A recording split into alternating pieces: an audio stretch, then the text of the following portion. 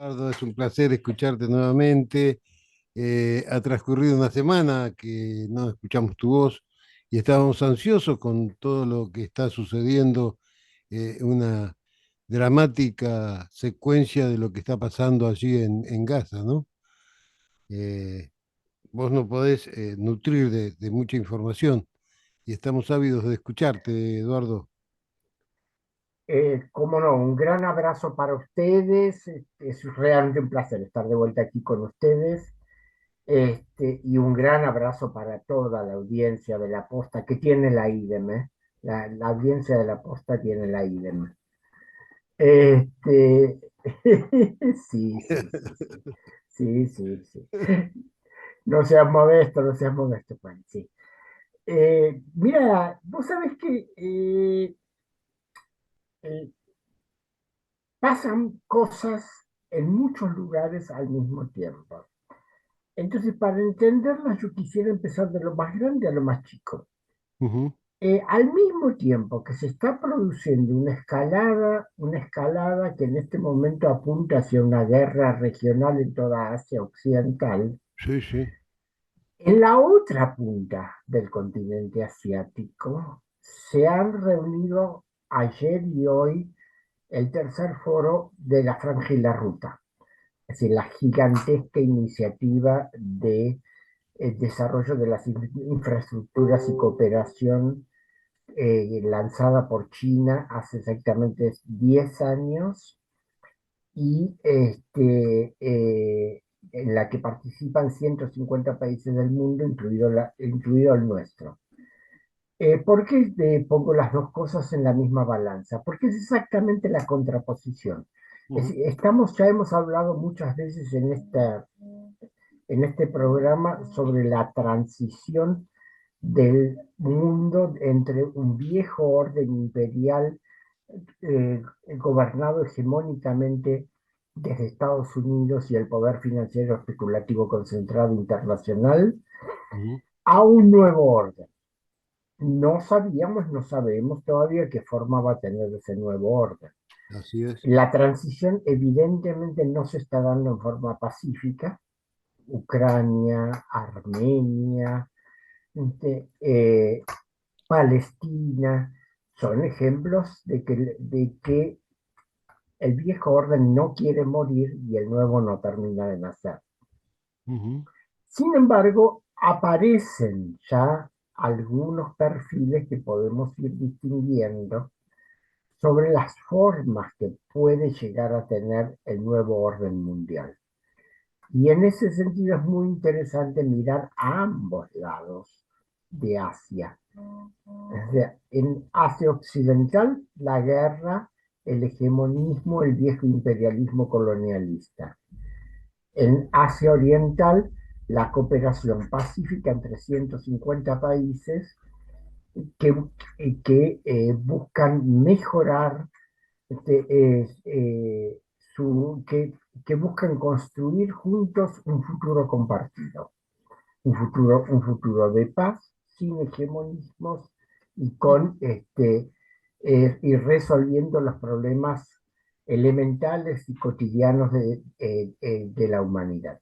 Cuando digo 150 países, estoy diciendo tres cuartas partes de la humanidad. No es un chiste, ¿No? no es un ¿Qué te chiste. parece? Entonces, ahí empieza a entenderse lo que está pasando en este momento en Gaza. ¿Qué es lo que está pasando? Lo que está pasando es que como producto de una crisis muy fuerte del capitalismo occidental que hace 40 años que no se desarrolla productiva y tecnológicamente, que eh, es decir, cuyas poblaciones viven hoy peor que hace 50 años. Si un trabajador europeo occidental, un trabajador norteamericano, hablo de un trabajador formal, del trabajador que tiene lo que aquí conocemos como contrato colectivo de trabajo, es decir, con las garantías sociales del caso Sí, que en sí. Estados Unidos sabemos que son mucho menos que en Europa Occidental.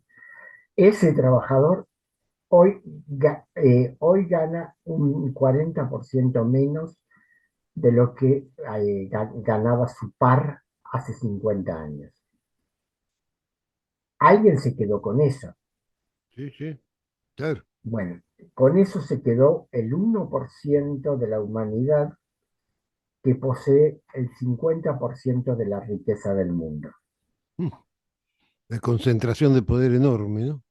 Es gigantesca, gigantesca. Y si tomamos los 8 hombres más ricos del mundo, porque son hombres, de la inmensa mayoría norteamericanos y hay creo que uno o dos europeos, tienen el 20% de la riqueza del mundo, 8 personas. Qué bárbaro. Entonces, eso es lo que explica el retraso relativo del capitalismo occidental. Mientras que por el otro lado, la modernización de China se ha desarrollado al mismo tiempo sacando a más de 400 millones de personas de la pobreza, es decir, generando una gigantesca clase media y con desarrollo interno, innovación tecnológica que la ha colocado en muchos aspectos de la economía a la vanguardia mundial, no en todos, pero en muchos, y al mismo tiempo con una red de conexiones fundamentalmente comerciales, pero también de inversiones y de intercambios, de, que la conectan estrechamente con prácticamente todo el mundo. Hoy China es el centro de la economía mundial, Sí, sí. pero no es el centro del poder político y militar mundial. Ujú. Y ahí tenemos el problema, que la potencia que tiene el centro, el mayor potencial político y militar e ideológico por su capacidad de invadir las mentes y de colonizar las mentes mediante la publicidad, las redes digitales, Hollywood, etcétera, son los Estados Unidos. Entonces Estados Unidos se encuentra con que va perdiendo un poder, va perdiendo relativamente poder sobre los mercados y sobre la economía mundial, no puede sostener la competencia, no puede al mismo tiempo desprenderse ni separarse de China, como pretenden algunos ideólogos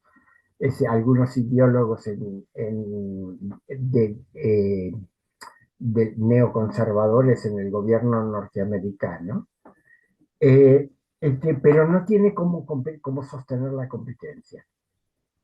Ujú. Entonces, ¿qué hace? Recurre a la fuerza.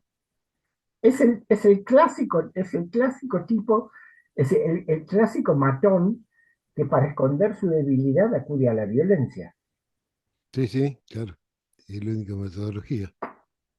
Dentro de eso, entonces hay que añadir lo que se ha producido como consecuencia de la propia debilidad relativa del mundo occidental, que es la fractura interna. Es decir, fundamentalmente en dos grandes bloques, aunque hay muchos más. Ujú. Un bloque, es decir, neoconservador, universalista, expansivo, que plantea retornar al imperio único de hace unos 10 años, y que para eso está dispuesto a emprender guerras donde haga falta, y un bloque menor, yo diría que conservador tradicional. A veces se viste con consignas neofascistas, pero en realidad es un bloque conservador tradicional, fundamentalmente en Estados Unidos, representado por Donald Trump, pero internacionalmente organizado en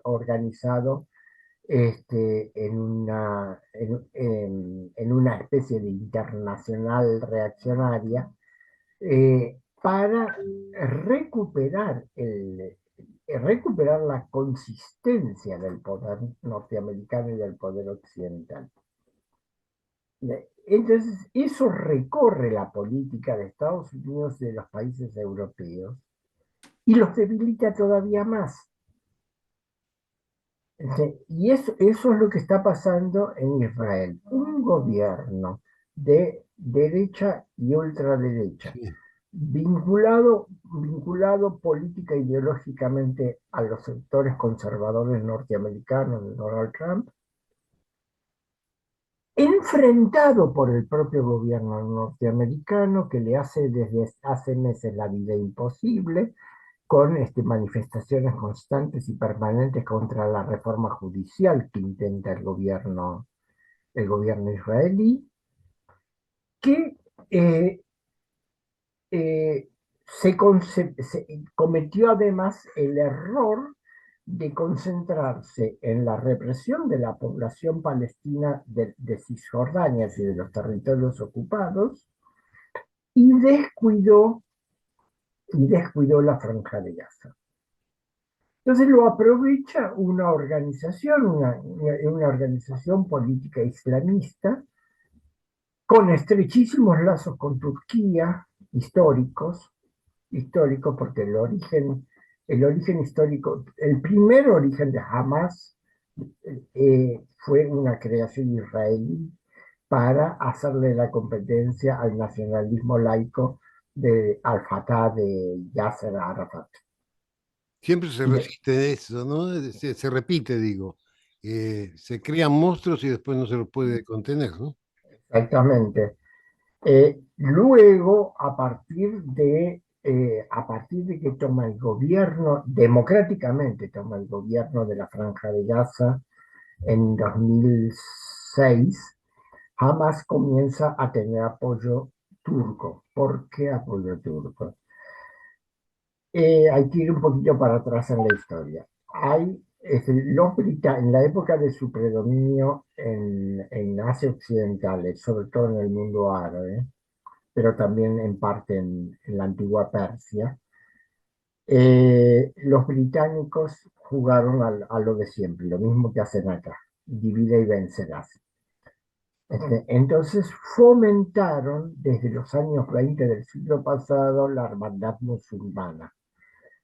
La hermandad musulmana es una especie de cofradía, yo no la llamaría secta, es una especie de cofradía extendida por toda la región, es decir, por Turquía, Siria, Líbano, entre los árabes del propio Israel, este, eh, Libia, Egipto, etcétera, etcétera, etcétera, Sudán, que en nombre, es decir, que desarrolló una visión social conservadora del Islam, en función, digamos, de la limosna, que es uno de los preceptos obligatorios del Islam, es el quinto precepto obligatorio que debe respetar todo musulmán, es la limosna. En función de eso, con eso intentó reemplazar y combatir las políticas del nacionalismo árabe, el nacionalismo árabe antiimperialista de los años 50, 60 hasta los 70. En Egipto fue muy combatida y muy reprimida y la última manifestación fue en 2012 cuando la hermandad musulmana ganó las elecciones democráticas después de la caída de Mubarak en la época de la llamada primavera árabe y el ejército dijo no, esto no puede ser, y dio un golpe de estado. El general Al-Sisi tomó la presidencia y ahí está todavía. En Siria, los desprendimientos de la hermandad musulmana provocaron la guerra civil que fue aprovechada por las potencias extranjeras para tratar de destruir Siria. En Turquía, el propio Recep Tayyip Erdogan proviene originariamente de la hermandad musulmana, pero cuando la hermandad musulmana en 2016 se pliega al intento de golpe de Estado norteamericano contra él, él se separa. Y es el mismo momento en que que, que jamás se separa de la hermandad musulmana. Y comienza a dar un giro y finalmente 2018 hace las paces con el gobierno de Siria, con Bashir al-Assad. Y ahí se integra al eje de la resistencia sostenido y apoyado por la República Islámica de Irán, donde están Hezbollah en Líbano, eh, es otra organización a la cual también se llama Hezbollah en Irak, están los hutíes yemenitas, etcétera, etcétera, una cantidad de organizaciones este, sunitas o chiitas que están apoyadas por la República Islámica de Irán. Hamas tiene una competencia histórica con la autoridad palestina que controla mal la franja de Gaza, Cisjordania, perdón, Cisjordania. Entonces, Hamas aprovechó esa debilidad transitoria de Israel cuando Israel se descuida la franja de Gaza para dar un golpe de enorme efecto el 7 de octubre, que fue demostrar que al ejército israelí se lo podía derrotar militarmente. Venían de una experiencia muy complicada, ¿no? De, Bueno, es que tradicionalmente jamás lo que lograba era cada tanto disparar salvas de cohetes hacia Israel. Ujú. Israel, la mayoría los podía detener con su llamado escudo de hierro, es decir, el sistema de cohetes anticohetes. Alguno caía, pero ahí se quedaba, era un duelo de artillería a distancia. Es decir, esta vez, por primera vez, jamás demuestra que puede desarrollar una ofensiva militar en toda la regla en territorio israelí. Respecto a los asesinatos de civiles, ahí soy muy cuidadoso. La famosa fiesta electrónica en la que se dice que jamás asesinó a 250 personas, no fue obra exclusiva de Hamas, no fue un asesinato a mansalva, sino que el ejército israelí llegó y comenzó a disparar. Y la gente quedó, los jóvenes que estaban en esa fiesta quedaron en medio de la balacera. Eso está confirmado, eso estoy en condiciones de afirmarlo.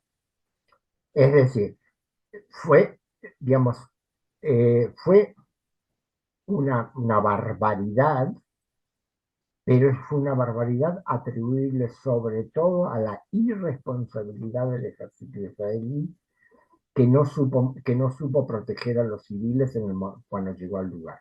Lo mismo sucedió, y sobre eso hay testimonios creíbles, lo mismo sucedió en uno o dos kibbutz que tomaron los milicianos de Hamas. Los milicianos tomaron un kibbutz. La gente misma dice, se comportaron muy respetuosamente, pero cuando llegó el ejército israelí, lo primero que hizo fue entrar a los disparos. Entonces ahí se producen las bajas civiles. Yo no quiero decir que haya sido en todos los casos, porque yo también he visto videos de cruces de calles con coches tirados y demás, donde por lo que parece, los milicianos jamás llegaron y dispararon a mansalva. Ellos dicen que no, pero los coches están ahí y ahí no hubo combates. Es decir, hay. Respecto al tema de los rehenes, los 250 rehenes que se llevaron, es que, bueno, los quieren cambiar por 6.000 palestinos que están en las prisiones israelíes, de los cuales tengo que decir mucha gente mucha gente muy mayor, incluso muy anciana, y muchas mujeres y niños, en condiciones en condiciones de encarcelamiento horribles. Entonces, esa es la situación. ¿Qué hace Israel? Es decir, Israel, la primera reacción fue prepararse para invadir la Franja de Gaza. claro, Pero ahí actuaron todos los controles que hay, por así decirlo. No solamente los Estados Unidos, es el secretario de Estado Blinken, que la semana pasada hizo un viaje por toda la región, si estuvo en Israel, estuvo en Qatar, en Emiratos Árabes Unidos, en Arabia Saudita, hablando con todo el mundo, sino que también Rusia. Recordemos que Vladimir Putin tiene excelentes relaciones con Netanyahu, siempre las ha tenido. Primero que nada porque en Rusia vive más de 1 millón de judíos, claro. en algunos de los cuales tienen una muy buena posición política y económica, y tienen acceso al poder ruso, y Netanyahu no quiere desperdiciarlo, los aprovecha como puentes. De hecho, Israel ha tenido una política muy ambivalente respecto a la guerra de Ucrania. Por un lado, le ha mandado armamento a Ucrania, por el otro lado, no ha roto las relaciones con Rusia ni ha condenado a Rusia. Mm, De, por el otro lado, la propia Rusia, si nos fijamos, ha condenado las muertes de civiles, ha condenado los bombardeos, pero no ha condenado a Israel, ni ha condenado tampoco a Hamas. Aunque, aunque por supuesto hay muchas expresiones parciales, tanto de Putin como de su vocero, hablando de los crímenes del terrorismo. Porque, bueno, Rusia tiene su historia con el terrorismo, sobre todo en la época del terrorismo checheno, claro, sí. este, y el terrorismo que están llevando los propios ucranianos dentro de Rusia. Entonces, obviamente no tiene ningún interés en promover el terrorismo. El otro país que está mediando silenciosamente es China. Sí, claro. Ujú, Y China está mediando, primero porque tiene, por un lado, excelentes relaciones con la República Islámica de Irán, que está en la Organización de Cooperación de Shanghái, por el otro lado con Arabia Saudita, a la cual China ha incorporado al BRICS al mismo tiempo que a nosotros, de- pero también tiene muy buenas relaciones con Israel, con la cual comercia tranquilamente. Es más, el puerto de Haifa está pensado por China para ser la terminal de la nueva ruta de la seda. Es decir, el proyecto chino es pacificar toda Asia Occidental, y de hecho lo viene haciendo, mejorando las relaciones entre Arabia Saudita e Irán, etcétera, para finalmente construir el ferrocarril a través de Irán, Irak, Irak, Jordania, eh, Palestina, Israel, y en Haifa mismo, los chinos tienen un puerto, una parte del ah, puerto, mira. justo enfrente de una base naval norteamericana. Ajá, qué contradicción, ¿no? Es que, a Sí y ver, no. es decir, Oh, no. como decía mi abuela asturiana, por la plata baila el mono. Este, es decir, eh, frente a la fuerza que tienen los negocios chinos, ¿quién se va a resistir? Mm, Hay que ser más que tonto para resistirse a eso, o sí, loco para hablar de algún personaje argentino. Entonces, China está haciendo una fuerte presión. Pero ¿qué pasa? ¿Qué es lo que hace? lo que hace Netanyahu. Sube la apuesta. Con el bombardeo del hospital, Ah, con el bombardeo del hospital este martes, justo en el momento en que Biden estaba viajando sí, hacia Israel para reunirse en Jordania con sí, el presidente de la Autoridad Palestina, con el rey de Jordania y con el presidente de Egipto, le pegan el bombazo al hospital y rompen toda negociación. sí, sí. O Ya sea, Palestina no quiere saber más nada de hablar y con... no se puede. No se puede, no se puede, claro, Ante ese crimen de Estado es imposible. claro. Quiero aclarar respecto a la discusión técnica que la resistencia palestina no tiene ningún cohete con ese calibre. Ajá, Eso primero. Y segundo, por las características del, del agujero y el ángulo, es evidente que ha sido una bomba muy pesada, probablemente una bomba norteamericana de 900 kilos que tiene medio kilo de explosivo, que tiene, perdón, 400 kilos de explosivo, y esa es la que puede haber destruido, hay que generar tremenda destrucción. Es decir, no hay ninguna duda de que fue Israel. Si fue por error, no lo sé. Si fue por error, no lo sé. Justamente por algunas declaraciones de hoy de voceros israelíes dan a entender como que se equivocaron. Lo dejo abierto, eso en sí, todo caso pero en algún momento se investigará. ya han admitido que era un misil de ellos. No, Esta no, discusión todavía oficialmente sigue. no. Oficialmente Israel no lo admitió, no, no. Al contrario, ellos siguen con la versión del Sí, ejército sí, claro. que dice que fue un cohete Sí, de Hamas, sí. un cohete antiaéreo de Hamas que por error cayó en el hospital. Mm.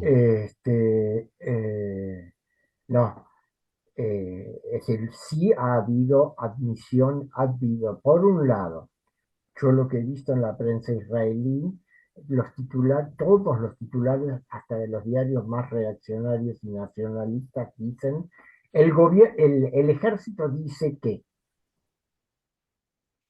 Ujú. el gobierno de Netanyahu dice que. Es Sí, decir, sí. Eso no nadie es el se atrevió, periodista, no es el periódico el que edita. El claro, nadie se traduce nada más atrevió que. a darlo como un hecho incontrastable. Claro. Se cita la versión oficial, pero se la deja como una cita. Sí, sí, se transmite, pero no se afirma, ¿no? Exacto, que es un modo de decir mañana, a mí me dijeron que. Claro. Sí, seguro. La información que tenemos Eh, fue esa. El claro, lado de- exactamente, exactamente. ¿A qué quiere llevar en este momento Netanyahu? Es decir, Netanyahu lo que ha hecho ahora es chantajear a Biden, es decir, lo ha obligado a decir, a compartir la versión de ellos. Biden apareció diciendo, según los datos que nosotros, de nuestra inteligencia, ha sido el otro equipo el que ha eh, bombardeado el hospital, como diciendo, fueron los de Hamas. Sí, sí, claro. Pero ¿por qué está convalidando la opinión, es decir, la versión falsa de Netanyahu? Porque de lo contrario, si el gobierno israelí se le escapa. Ujú. Es decir, ya en este momento hay vuelos de artillería en serio en la frontera norte con Líbano. Es decir, ya los intercambios de artillería entre Eso Hezbollah. ahí iba a preguntarte qué pasaba en el norte, porque esto es Gaza, y bueno, vamos al norte que también ya se desató el Sí, conflicto vamos también. a ponerle número a las Sí, cosas. sí. Es decir, el ejército israelí ha puesto sobre las armas a 300.000 efectivos. Es decir, trescientos Ajá. mil convocó 300.000 reservistas, o sea que tiene en este momento 400.000 efectivos sobre las armas. Es el ejército, creo yo, más grande de toda Asia Occidental.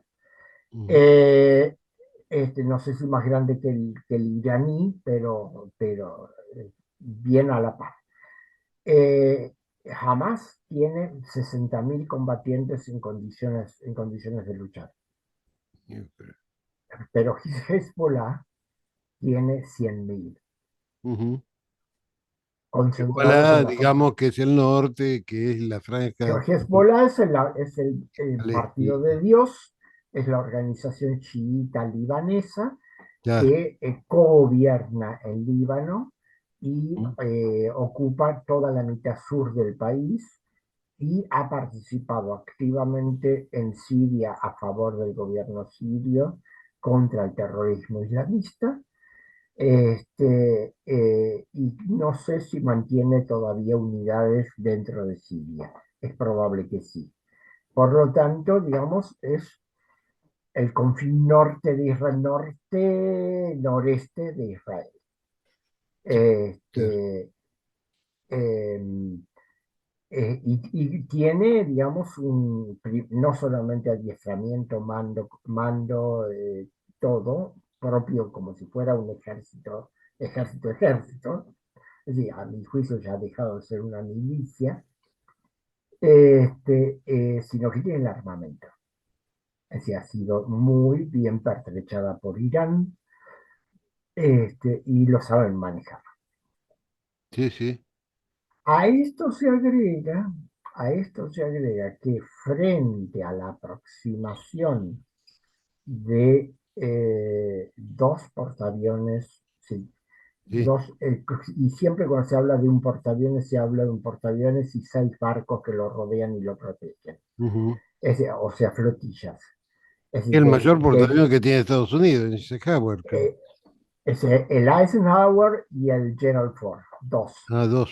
Ah, Dos han mandado al Mediterráneo Oriental. Como ujú. respuesta a eso, hoy Putin dio la orden a la aviación estratégica rusa para sobrevolar las aguas Mm. internacionales del Mar Negro, equipada con cohetes hipersónicos Kinzhal, que son los cohetes de la nueva generación que digamos, que los 1.000 kilómetros que los separan del Mediterráneo Oriental los recorren creo que en 2 minutos, 2 o 3 minutos.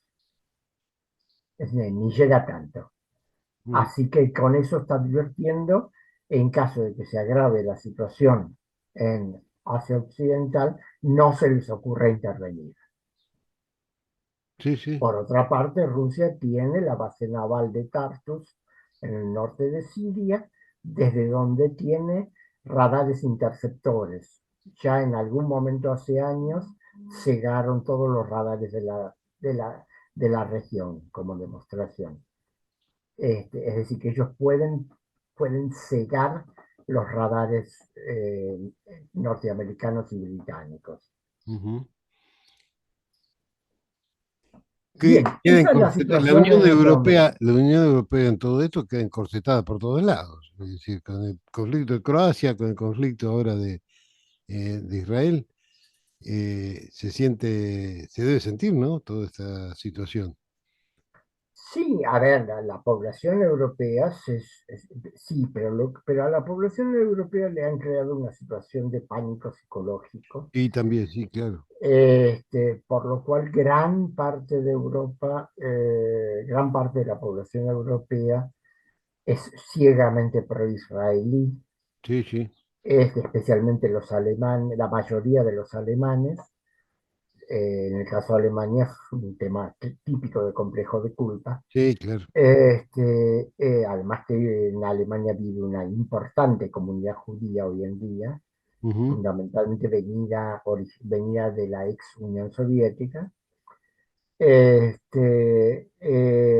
Y solamente, digamos, es notorio el caso de España, donde el Sí, gobierno español sí. ha tomado una voz independiente y sí. ha condenado los ataques de Israel contra la población civil, lo cual es muy interesante. Obviamente yo supongo que eso tiene que ver con los lazos, sobre todo petrolíferos y gasíferos, que España tiene con el Magreb, especialmente con Argelia. Eduardo, nos Eh, quedan 3 minutos de tiempo. Eh, Vamos bueno, cerrando así. Seguimos el miércoles que viene, por supuesto, ¿no? obvia. Entonces, en contraposición con todo esto que yo estoy exponiendo, que en este momento, en este instante, no se sabe cómo se lo va a parar, es Ujú. decir, hay iniciativas negociadoras fundamentalmente para lograr un alto el fuego y que se abra un corredor humanitario para ayudar a la población de Gaza. La contraposición es precisamente la iniciativa de la Franja y la Ruta, reunida en Pekín, que ya terminó su reunión, donde estuvo el presidente Alberto Fernández, y para contarlo así al pasar, es decir, fuimos a pedir que nos habiliten 5.000 millones de dólares del swap chino y nos dieron Bien, 6.500. 6.500. ¿Viste? Es decir, Hasta nos más dieron la estaba chapa. asustado. Nos dieron la chapa. Sí, Nos sí. dieron la chapa. Digo, eso para demostrar el otro mundo, la otra forma de tratar en el mundo. Representantes de 150 países negociando libremente, Ujú. ¿viste? Desarrollando proyectos gigantescos de infraestructura en Asia, África, América Latina, el Pacífico y, eh, y podrían hacerlo en Europa, pero Europa no quiere. Ujú. Entonces, es decir, esas son las dos dimensiones del mundo en la que estamos. Ujú. Esperemos que predomine esta última, porque Sí, por supuesto. sinceramente es mucho más cómoda para vivir, por así decirlo, ¿eh? Sí, sí. Todo dependerá también del domingo. Eh, Mucho, mucho Ed- dependerá del domingo que Mucho viene. dependerá del domingo. Ahí se juegan los En destinos. Pekín había mucha preocupación. Ujú. El propio Alberto Por Fernández supuesto. relató que muchos empresarios chinos le dijeron que estaban muy preocupados por el futuro político de Argentina. Sí, sí, porque esto es, no sé, el acabose. No entiendo qué es lo que va a hacer este tipo si llega a conquistar el poder, ¿no? No sé. Es Yo espeluznante. por la duda no lo quiero probar. No, no, por supuesto, ni en sueños. Bueno, Eduardo, ha sido un placer nuevamente. eh, Nos hemos nutrido de todos tus conocimientos y seguimos el miércoles que viene, ¿eh? Por ¿Cómo favor, no? no ¿Cómo nos no? ¿Cómo abandones, no? no nos No, abandones. no, no, no, no, no, no. Yo los quiero, yo los quiero. Un gran abrazo para ustedes, para toda la audiencia y bueno, vamos a hablar el miércoles de la semana que viene. Dale, dale, Eduardo. Hasta el miércoles entonces. Eduardo Bior, nuestro común compañero y amigo de todos los miércoles, nos habló sobre la situación mundial que realmente es cada vez más cruda y más drástica y más complicada, ¿no es cierto? Así que bueno, esperemos que el miércoles que viene tengamos mejores noticias. Seguimos con la música, vamos al Valle y el Volcán, había una vez, Jairo y Baglietto, y Milonga del Trovador, de Jairo muy conocido y Baglietto también, donde hay unas frases muy lindas entre los dos. Vamos a escucharlos.